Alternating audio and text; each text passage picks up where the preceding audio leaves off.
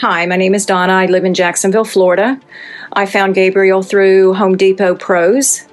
I was very concerned because my brother in Hamilton, Ohio, who's mentally handicapped, needed some work done in his apartment.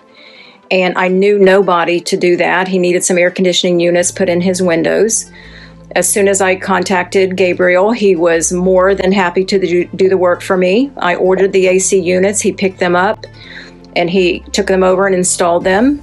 He sent me videos every step of the way.